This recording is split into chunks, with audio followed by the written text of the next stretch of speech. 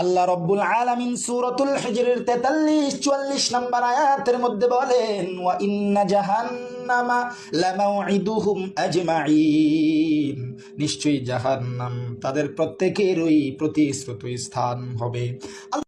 এ বন্ধু, হাফিজুরের দালালি ছাড়ো। আল্লাহ তাআলা এত নাজ নেয়ামত দান করছে, এত সুন্দর কণ্ঠদান করছে, কারো দালালি করার জন্য না, একমাত্র জন্য বলি। কারো দালালি করার দরকার নাই, কারো সুর নকল করার দরকার নাই। আল্লাহ তোমার যে সুর দিছে ওই সুরটা নিয়ে সন্তুষ্ট থাকো। এরে, তুই যে আমারে নসিহত করলি, তোর গলায় তো হাফিজুরের আওয়াজ শোনা যায়। তুইও তো হাফিজুরের দালালি কইরা কইরা আরেকজন রে নসিহত দেস না, না,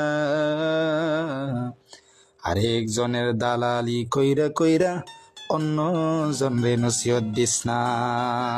ভালো হয়ে যাও।